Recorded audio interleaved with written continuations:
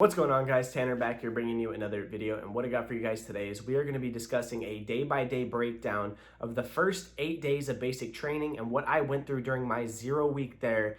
I took the liberty of writing that stuff down when I was at basic in a notebook because I wanted to remember what it was like, and now I have the opportunity to share it with you guys so you know what it's like going in for a day-by-day breakdown. Now, things might differ from the whole thing going on with the pandemic we're going through, but if you're going through BMT when everyone's healthy, this is what it's going to be like, or at least it's what it was like when I was there.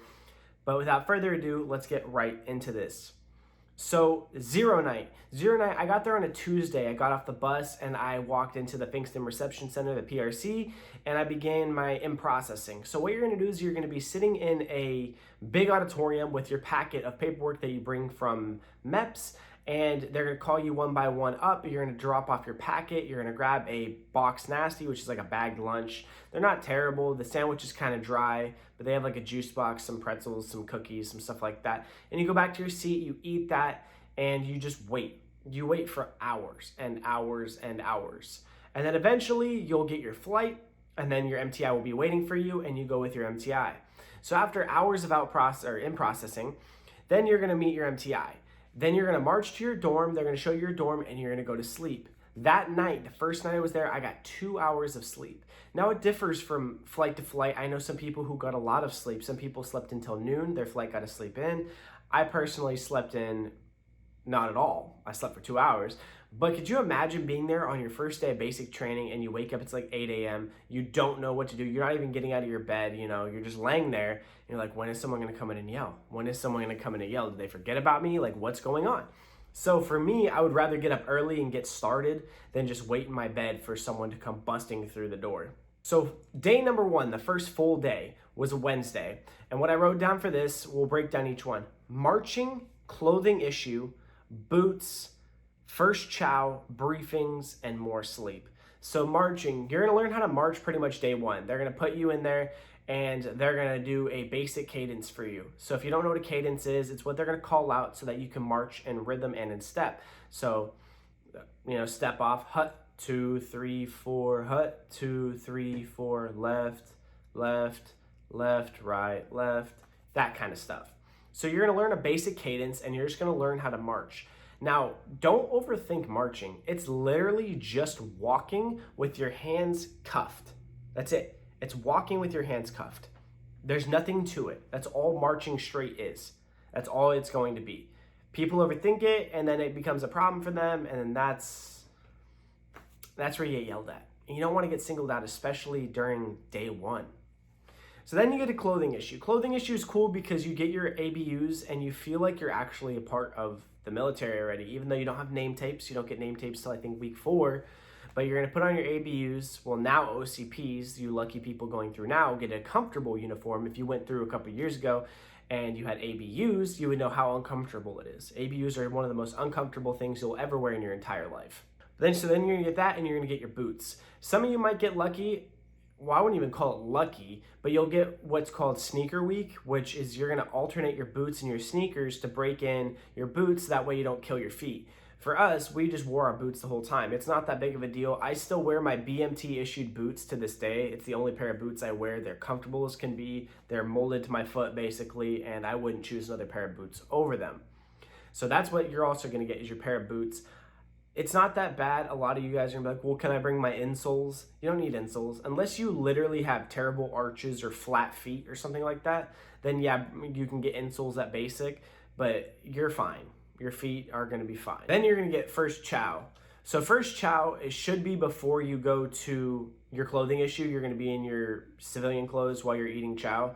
And it's really weird because you're gonna walk in there and everyone's gonna be yelling at you because they know you're brand new because you're in civilian clothes. So you're gonna walk into the chow hall. I didn't even recognize or realize half of the food that was in there until about second week because they're yelling the whole time. Like, I didn't realize that there was bread to make PB&Js. I didn't realize there was a salad bar because it's in the corner and I was getting pushed past it. I was looking at the first cubby when you walk by and there's like the proteins and stuff. Like, you walk by, there's chicken, eggs, things like that. I would grab something from there and then I knew where the juice, the water, and the milk was, and then I would get cereal. That was what I was eating because I didn't have time to look. I didn't want to get yelled at.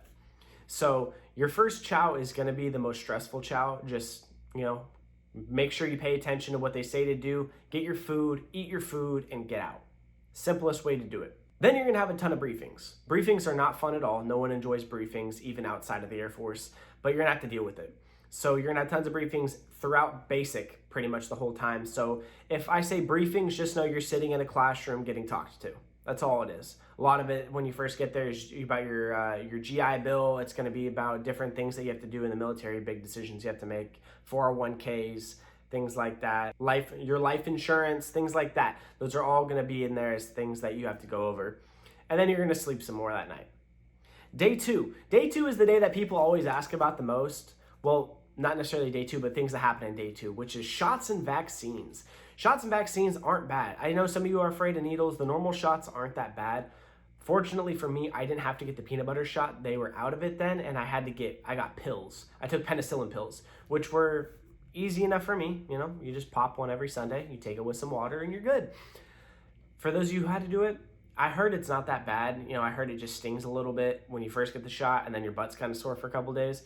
For those of you who have to get it, or you're scared of shots, it's like 6 shots total, and then if you have to get the penicillin shot, it makes 7. But it's nothing major. It's nothing major at all. Then they're also gonna take blood from you as well. They will take blood from you that day, so make sure that you're hydrated. Always hydrate before you give blood. Then after you go in there, you're gonna learn some more marching. At least that's what we did. We practiced a lot of marching. Our MTIs really liked drill, so we focused heavy on drill for pretty much a lot of the time. And that was what we did most Saturdays as well. We spent like the whole day doing drill because it's pretty much a free day. Most things are closed. So they just used that day as an opportunity to pound drill into our skulls until we didn't forget it again. Then from there, we got to make our first phone call. You call home, let your family know, hey, this is what's going on. I'm here. This is the address. Don't send anything except for letters and so on and so forth. I'm safe. I love you. Goodbye. That's your phone call. So when you make that phone call, then you're gonna give them the address, and then your family can start sending you mail from there. Then we had our first locker check. This is where they did kind of a shakedown. They check your duffel bag to see if you have anything that you shouldn't have with you, drugs, knives, anything that's illegal that you should not have with you at basic training. They're gonna make sure that you don't have that on you. They're gonna shake your bag down. They're gonna check everything. They're gonna check your wallet. I advise not bringing any cash because they're gonna make you track down. They're gonna write down the serial numbers of each bill and make you keep track of that. Don't bring cash to basic. It's a terrible idea. There was someone who came in with like 75 bucks in cash, and they actually gave the cash away because they didn't want to write down the serial numbers. I actually got like 40 bucks from them. I had 2 $20 bills, and I kept those serial numbers the whole time. Didn't have to update them. Don't bring cash. Coins are fine. They just make too much noise in your thing. Just don't bring any paper or like actual money. Just bring your debit card and your ID. Don't bring money. Then that night at about 11:45, we got woken up for our urination test. You get your urination test at basic. You have to pee at basic. People get kicked out because, they get through MEPS and they're like, oh, I leave tomorrow, and they go smoke a joint, and then they get to basic and they get tested again, they fail, and then they get kicked out. It's actually happened. A buddy of mine that I work with had a dude in his flight who smoked a celebratory joint and failed the pee test and got kicked out of the Air Force at basic training because he thought he was in the free and clear when in fact he was not. Do not smoke a celebratory joint. Don't be dropping acid. Pray to God you're not shooting up anything. Just stay away from drugs once you pee for MEPS. Just don't do it. They're gonna find out.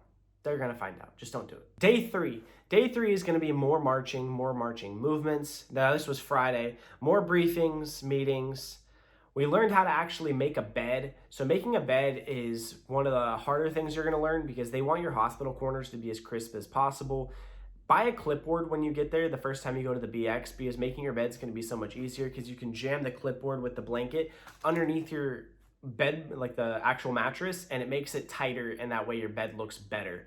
Do not have sloppy corners. Some people are gonna get the really crappy blankets who are hard to make hospital corners with, and I'm sorry that you do, but it's what you gotta roll with. After we made our beds, we worked on our lockers. There's a guide in your locker that teaches you where to put everything, and then you just kind of organize your locker with your ABUs, and you learn how to put everything together.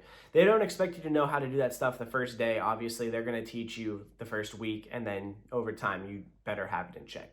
Saturday was our first day at PT. It was kind of a culture shock because now you have a ton of MTIs around you and you kind of don't have anyone just screaming at you necessarily. It's your first time just to, be with your thoughts. You get to work out and stuff like that. It's still going to be, I don't know if ours was a run day. I don't remember if it was a run day. It probably was the run day, the first one. So you're going to run for like 30 minutes and then you go to breakfast and then you come upstairs and shower. And then for us, like I said, Saturdays, lots of marching practice. Then after that, we had a first week briefing. They're going to give you a briefing after your first week to let you know how basic training is going to go, what they expect of you in the Air Force, and things of that nature. Now, what I wrote next was that trainee Soto, who was in our flight, he got lit up for the first time. He was the first person to get blown up in our flight. I don't remember what it was for, but I remember him getting roasted quite a bit at basic. So just don't do anything stupid while you're there. Just keep your head down, honestly. Unless someone specifically asks you a question, just don't really talk when other people and MTIs are around. Just kind of stay quiet. There's no need for it. Don't talk in formation. Don't talk when you're marching. Especially don't talk in the chow hall. Just stay quiet until MTIs are not in the dorms. And then when they're not in the dorms, conversate. A lot of the best conversations that we ever had, as weird as it sounds, was when we were showering, like that time, because everyone's joking around, no MTIs can be in there, you can be yourself.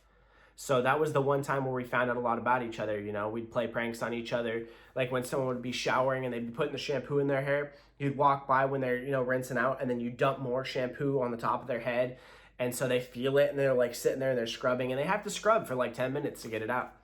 So that's fun to do on weekends, like Sundays when there's not MTIs around, because you can take longer showers. That's the days we mainly do it. Then after that, we were able to actually talk with our MTI about what the Air Force was actually like, what BMT's like, and then we worked on our study guides, our BMTSGs. If you're unaware, the BMTSG, it's going to be your study guide. I don't know if it's still this big, but this is the one I had from basic training. I'll probably have this thing till the day I die.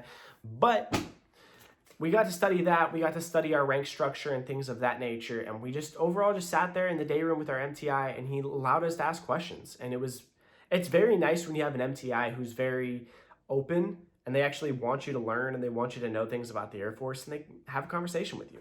Day 5 was Sunday. Sundays are the best days of basic training because you get free time, basically. You don't have to be around MTIs. You get grilled cheese in the DFAC with this really good pasta. If you're religious, you get to go to church and you get to write letters on Sundays. There's no PT. It's pretty much a day off. As much as people don't like to say, it's pretty much a day off. Your first one's going to be a little different because you're going to have airmen from other flights come and escort you to church that day, but it's a really relaxed day. For Sunday, I wrote down, went to church / assigned details. We got our details that day, so that morning they let us know, hey, this is going to be your job, and so on and so forth. Just do this every morning, make sure the dorm's clean. Then we had an EC class. EC, if you don't know, it's entry controller. It's basically the people who stand by the door and they allow people to come in and out of EC. And they check your CAT cards. They make sure you're authorized to come into the dorm. If you're not, they send you away. Overall, just don't mess up on EC. We actually had a guy on our flight let in a MTI who was not supposed to come in. And he let him in just because he was an MTI. He just opened the door for him. And then he got blown up for it. So if you guys want to hear that story, smash the like button. Let me know in the comments below if you want to hear that story. It was pretty funny. Then after all that happened, the EC class, we got to finally write our first letter and send it out. And then we cleaned up the dorm. We spent pretty much the rest of the night cleaning the dorm, sweeping the floors, mopping the floors, cleaning the bathrooms, everything overall, dusting the lockers, dusting our shoes, dusting everything that could be dusted, you dusted. And that's how our first Sunday went. Day 6 was a Monday. Literally, I wrote down 3 things: 8 hours of class, ate food, and studied. You're gonna sit in a lot of classes. That's really what the Air Force is about. This whole notebook right here is literally just class stuff. All it is just literally notes from classes. And there's a lot of it. So it's 8 hours of classes was our first Monday there. So that next day, day 6, was Monday. 8 hours of class, more chow, and studying. You're studying your BMTSG, you're studying your study guide about your M16 distances, about your rank structure, about your chain of command, everything. It's pretty much what you're going to do a lot of the time. So that was our first Monday, nothing normal. It was basically like going to school for the day. Day 7 was a Tuesday, and I wrote down a couple of things. I don't remember this, but apparently we got more shots. And then we went to medical and dental, and they took some pictures of our teeth. They made sure that we were all good with our mouths. No one needed to get a tooth removed. No one needed a wisdom tooth removed. Things like that. Everyone was all, knock, knock, good, good. And we moved on from there. But I do remember something specific that I wrote down, and that was the first time we marched to a jody. If you don't know what a jody is a song that is sang by your MTI, and when they say a line, you repeat the line back to them, and you march while you're singing that jody. Now, you can look these up online. Our team member, they're called, your main MTI is your team chief, your secondary MTI is your team member. Our team member, Technical Sergeant Gonzalez, had some of the best jodies of all time. And I remember on the last day of basic when we were with our families, now airman, Kyler Cooper decided to sing one of the jodies inside the dorm and got the whole flight going, and it was really emotional. Like, it was super emotional. And I still remember that to this day. It was one of the best things ever. So, Sergeant Gonzalez, I know you watch my videos, but you had top-notch jodies. Then from there, we went to Chow, and then we got our M16s issued to us, and we learned how to break them down and clean them and how everything of them worked. We focused on the max effective area range of them, things like that. We just worked a lot on the M16s for the rest of the day. And that was in the dorm. They broke them down in your bed. You spent time breaking them down, putting them back together, breaking them down, putting them back together, and just understanding what each part was. Now, day 8. Day 8 was a Wednesday. This is the last day I wrote down on here. Day 8, learned dust cover bed, worked on M16s, had my first EC duty, got first letter, went and did cat card filing paperwork. So learning your dust cover bed is going to be your bed that you're going to have the entire time at basic. Apparently we didn't learn that till day 8, or that was the first time they required it, but that was finally when we did it. So expect about a week in that they're going to expect you to know how to make your bed. Normally, the first couple days, you're just going to lay the sheet over the top of it like you would at home making your bed. But now at day 8, they're going to want you to make a hospital corner bed.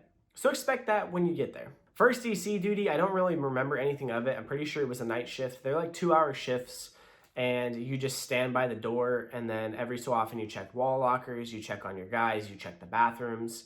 We had some people in our flight get kicked out for, personal reasons. They just really didn't want to be there. One guy was suicidal. So there was a night where I checked the bathrooms and he was sitting in the showers. He was just crying, and I literally sat with him for like an hour trying to talk him, back to bed, make sure he was good. And then he got back to bed, and I didn't want to report him to the MTI because if you're out of bed at night, you can get in a lot of trouble if you're just hanging out, and he's all good now. I actually talked to him like 2 months ago. He reached out to me on Instagram because he found my videos, and he's doing good now. So I'm proud of him. He's doing a lot better. My first letter was, I believe, from my mother. I have every single letter that I received at basic training. They're in my safe, so I keep those, and I still read them from time to time just to remember what was going on. And shout out to my buddy Danny. My buddy Danny was stationed in Alaska at the time, and he actually was sending me letters, and they were packed. I mean, like, these envelopes were like this thick, and they were literally breakdowns of NFL scores and baseball scores with stat lines and everything's with division rankings, so I knew how the Bears and the A's were doing while I was gone. So shout out to you, bro. You're a real one for that one. I still have the printouts that you sent me from the scores back then. It's absolutely insane that you did that, but you're a real one, bro. I really appreciate you. Danny's one of the main people that helped me enlist. He was one of the people that I got my most information from, and to this day, that's still one of my best friends. And then on top of that, we did our cat card filing paperwork. You go and you sit in a room with a lady who's in the Air Force. It's pretty much like an A1C, and they're just gonna get all your information from you, your social security number. They're gonna give you your DoD ID number. You're gonna have your picture taken and things like that. And I had a really cool airman who was playing music off of her phone, and she's like, what do you want to listen to? Like, who do you like to listen to? And I gave her some artists, and then she actually played those artists while we sat at her desk and did that paperwork. She was really dope for doing that because she knows what kind of stresses you're going through. And it was like a solid 20 minutes of just, listening to music, singing along to music, and just being yourself. It felt like I was back to normal, even though I knew once I left there, it was back to, getting yelled at a lot. But that was a breakdown of the first 8 days of when I was at basic training. I hope this helped. It's a lot of fun, guys. Basic training is a lot of fun. It's not difficult at all. If you need some more, comforting videos, I have some videos on my channel of why basic training is easy. and why you should not worry. So go check those out. Check out the other content I have on there. Follow me on my social medias. I know they popped up a couple times on the screen. We just broke 900 followers on Instagram. I'm very active on there. I'm going to be posting a lot more as well. But that's going to all for today's video. If you guys did enjoy, please leave a like, leave a comment of what you thought of the video, of other video ideas you want, and what day that you thought of that sounded the best. Subscribe if you're new, turn on the post notification bell to know when we're going to post our next video, and I'll see you guys in the next one. Peace out. I love you all. Stay safe and have a great day.